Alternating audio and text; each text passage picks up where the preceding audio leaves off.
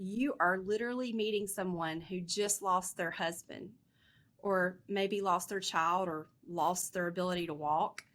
And so before you ever get to the hard questions, you have to be able to step back and realize that loss and feel it.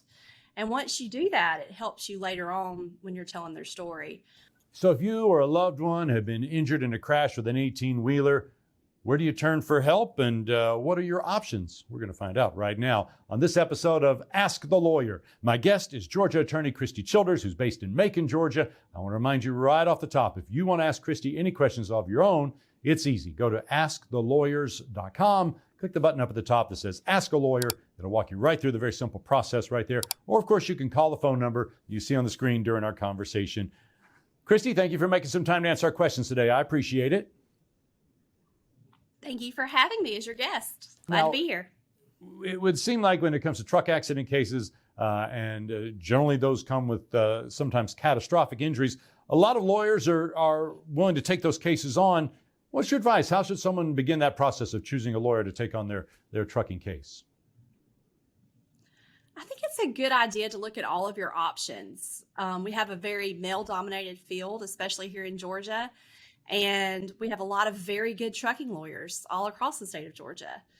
I think that what I can add as a lawyer and what a lot of female lawyers add to the equation is our ability to tell your story in a way that values what you've lost. And also, I think it's very important for that lawyer to be knowledgeable in the area of trucking law. I just passed the board exam for truck law. I'm very proud of that. And moving towards getting my certification, and I just not too long ago started out board certification in the area of truck law. And I want to be one of the first women in Georgia to have that by my name. And I think that would be a great way to choose a lawyer as well. Let's talk about your experience with trucking cases. Tell me a little bit about that. Maybe give me an example or two of some cases you've handled.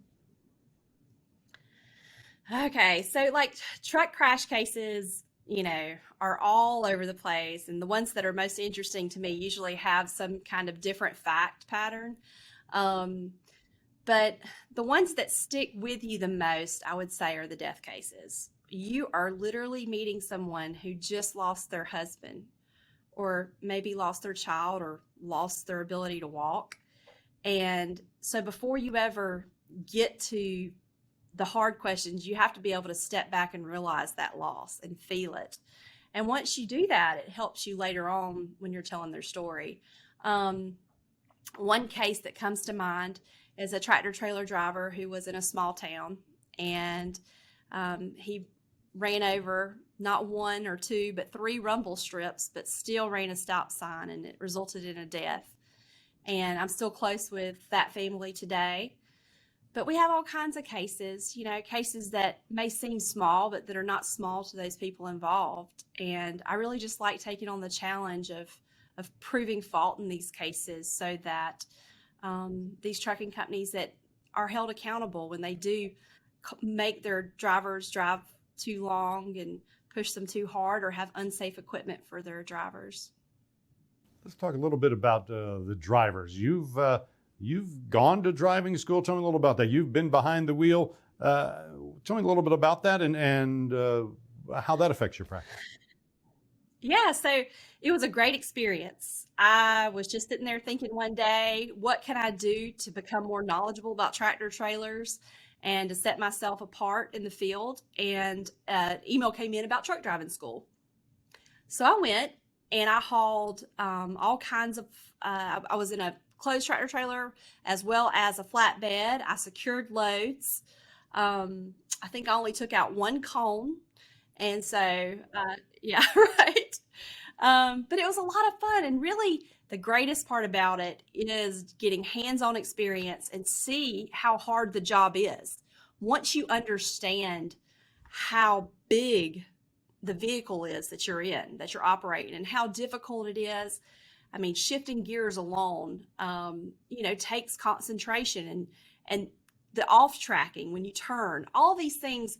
It helps you understand why we do have so many rules in place for our tractor trailer drivers, because it's not like driving a car. It just really isn't. And now I can say that when I speak to opposing counsel or even witnesses or my client, I can say, look, I know about this because I've been behind the wheel of a tractor trailer, and that's not right. Here's how you have to do that. Did anything surprise you? Were you surprised anything you learned in the driving school? Gosh, I mean, like every day, just, my brain would just go to my cases, right? And so I've got a case right now that involves a tractor trailer who turned right, and their load resulted in the death of my client. And so as I'm taking right turns, I'm thinking about that case, and so that's what was so surprising, is that the fact patterns in my cases really came alive as I was learning how to drive the tractor trailer.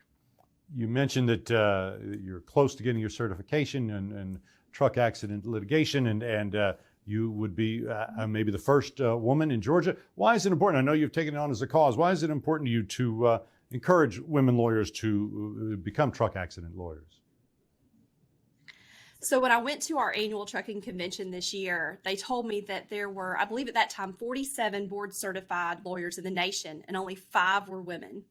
And they said, we need some more women to step up and take this exam.